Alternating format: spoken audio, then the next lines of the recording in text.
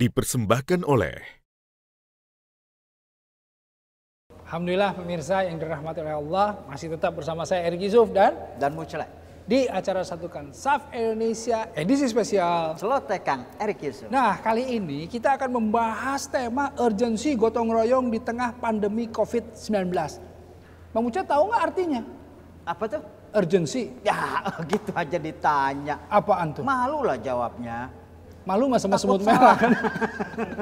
Ya urgensi itu semacam keterdesakan. Oh, semacam. Penting. Ya, ini kalau ngeles itu gitu pemirsa. Semacam katanya.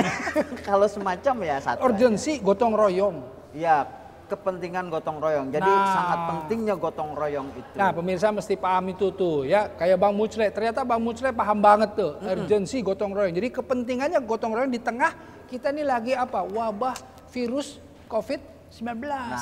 Nah, untuk membahas ini, saya ada seorang tamu nih, artis, narasumber, orang Aceh. Orang Aceh. Kalau di Aceh kita ingatnya mie Aceh, kopi Aceh. Betul nggak? Betul. Apalagi? Kopi Gayo. Kopi Gayo. Ya, boleh juga dari ya. Aceh juga. Dari itu. Aceh juga ya. Kita panggil saja Mutia Taurisa. Wah. Waalaikumsalam warahmatullahi wabarakatuh. Silakan.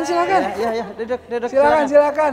Duduk. Aduh, Masya Allah. Ini nih, kalau di Aceh panggilannya apa? Kalau di Bandung kan di Sunda panggilannya Teteh, Cece. Kalau di ini Mbak. Kalau di Aceh sih kakak ya. Kakak ya. Rata-rata kalau buat perempuan kakak, kalau buat laki abang. Abang.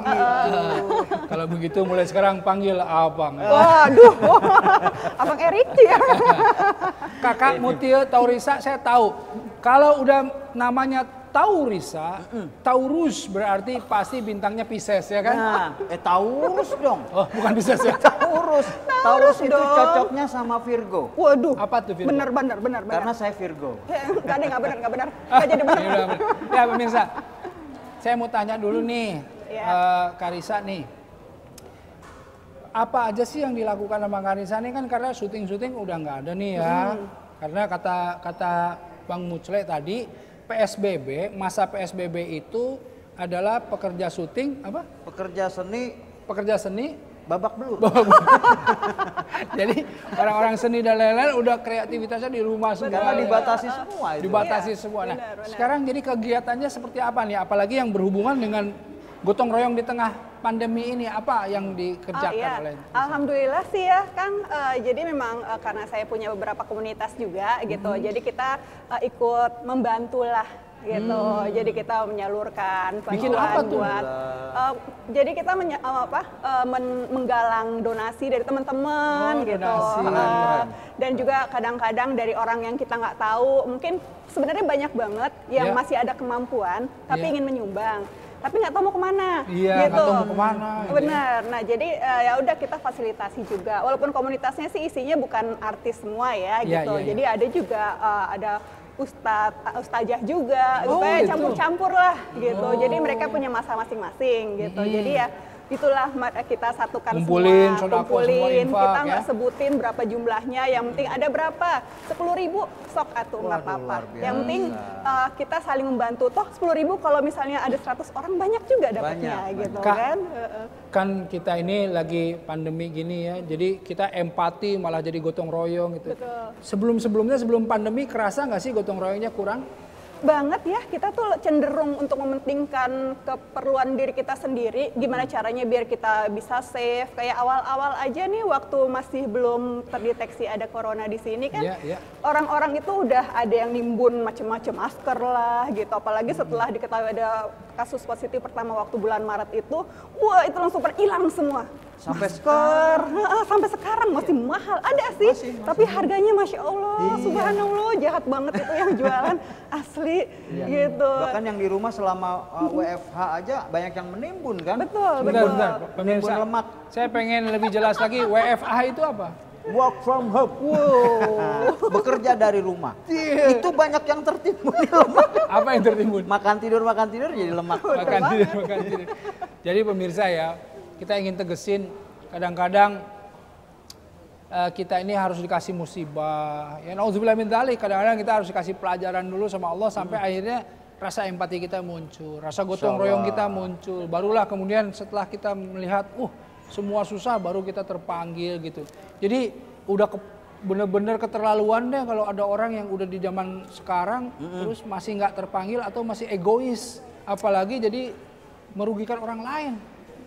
Kan kadang-kadang egois itu dia nggak paham dengan dia tiba-tiba nimbun ya semuanya ditimbun sama dia, dibeli dan lain-lain, orang-orang yang perlu kan jadi sulit. Betul. Itu jadi masalah. Atau yang mengambil kesempatan dalam kesempitan itu kayak pedagang-pedagang yang tiba-tiba yang tadinya harganya sekian jadi dimahalin gitu kan, ini ya tidak jadi membawa manfaat ya. Nah, tapi alhamdulillah. Ngomel itu loh Pak Ustadz, ya? yang ngomel-ngomel, nyalah-nyalahin. Nyala-nyalahin gimana? Nyala-nyalahin orang-orang gitu, nyalahin pemerintah lah gitu, terus lagi nyalahin. Pada keluar sih, pada mudik sih gitu, pada nggak bisa diem banget sih di rumah gitu. Itu kan ini yang pada ngomel di gimana di WA grup. Ngomelnya itu banyak gimana? yang nyala-nyalain pemerintah, kemudian nyala-nyalain orang yang teman-temannya sendiri. Ini malah gini, bukannya gotong royong. Iya, pemirsa. Saat ini bukan saat nyala-nyalain. Bukan saatnya kita cari-cari orang yang salah, bukan. Tapi saatnya kita sama-sama, saatnya kita menyatukan hati, menyatukan semua potensi untuk melawan musuh yang sama ini. Apa? Iya. Bagaimana kita memerangi COVID ini agar supaya wabah ini segera pergi dari Indonesia, bahkan dari seluruh dunia gitu. Ya. Nah, ini seru sekali pembahasannya, tapi jangan kemana-mana. Tetap bersama saya Erik Yusuf dan Bang Mucleh di acara Satukan Saf Indonesia edisi spesial Celoteh Kang Erik Yusuf. Satukan saf dalam keragaman, merindu menuju yang satu, satukan saf. Dipersembahkan oleh Satukan saf dalam keragaman, merindu menuju yang satu, satukan saf. Dipersembahkan oleh pemirsa yang dirahmati oleh Allah. Alhamdulillah ya, ini pembahasannya seru tentang bagaimana urgensi gotong royong kita di tengah pandemi COVID-19 ini. Tentu ya, kalau kita bahas Kak Risa sama Bang Mucleh, yang di garis depan itu bukan hanya nakes-nakes atau tenaga kesehatan saja. Terus siapa tetapi lagi? yang menjaga komunikasi kita ini lancar. Karena kan semua orang di rumah. Iya. Nah, kalau breakdown, kalau semua orang bandwidth-nya atau misalnya traffic-nya nggak jalan gimana? Betul. Gimana mau lihat WA dan lain-lain? Waduh, itu kita sekarang kuota itu menjadi kebutuhan utama. Jadi pemirsa, urusan komunikasi, urusan informasi itu juga menjadi sangat penting di saat wabah seperti ini. Saya sekarang ada tamu nih, narasumber ahli. Yang kita akan bahas tentang ini ya. Saya akan panggilkan Profesor Dr. Widodo Muktio. Waalaikumsalam warahmatullahi wabarakatuh, Prof. Ayo silakan, Prof. Aduh, alhamdulillah, Prof. Bisa hadir nih. Terima kasih. Ini pemirsa, Profesor Dr. Widodo Muktio ini belakangnya saya harus sebutin juga SEMkom, jadi Master Komunikasi. Karenanya beliau ini diamanahi menjadi Dirjen Informasi Komunikasi Publik di Kementerian Kominfo. Nah, ini penting sekali nih. Tadi saya sudah sampaikan kepada pemirsa bahwa yang ada di garis depan itu kita lihat nakes memang.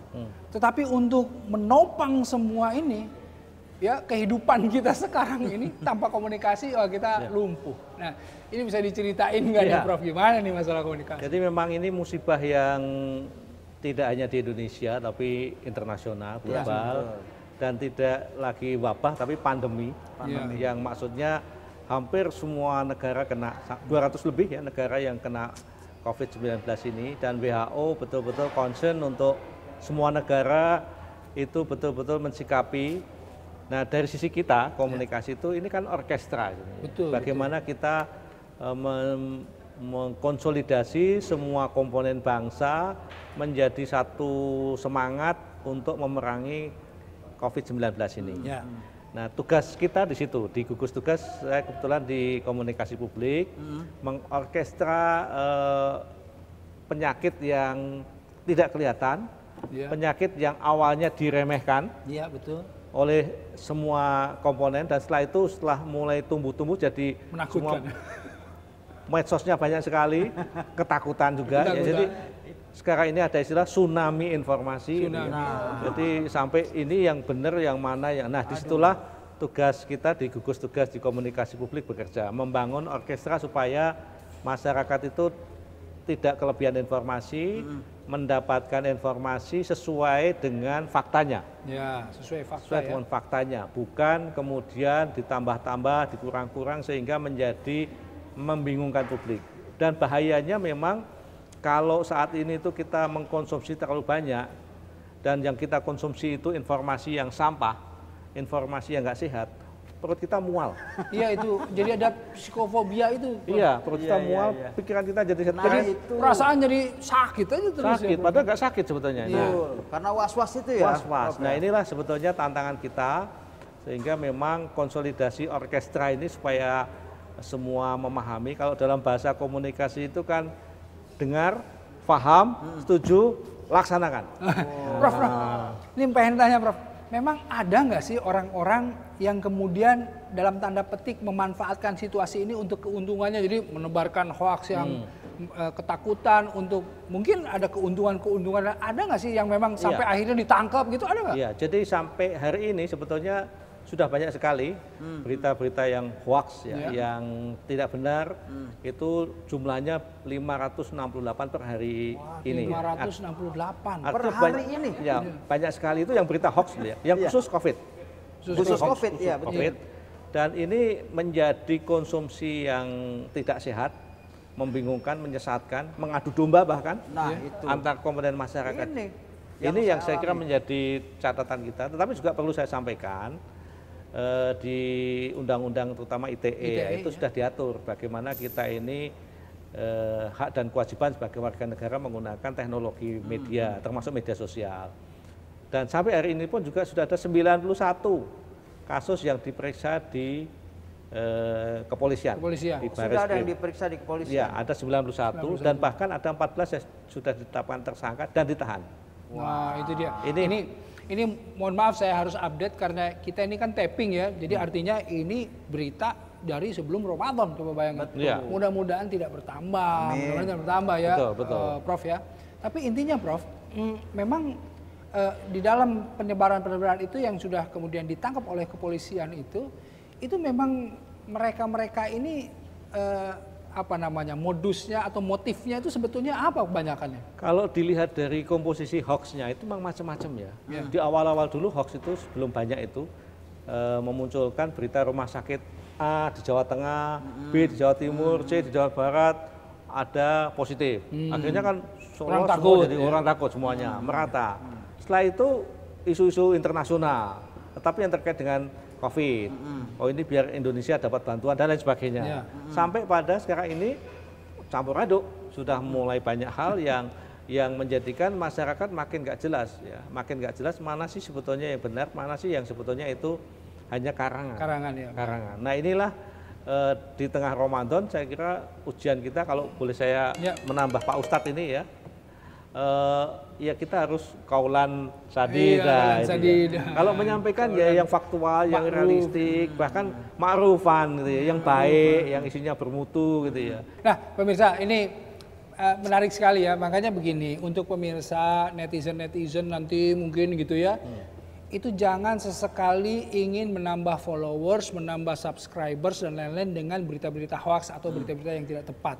Ya, itu bukan cara yang baik untuk menambah followers dan lain-lain. Nah, karenanya ayo hati-hati dalam menebarkan, harus klarifikasi dulu, cek fakta yang benar. Ya, jangan kemana-mana, seru sekali, tetap di Satukan SAF Indonesia edisi spesial Celoteh Kang Erik Yusuf.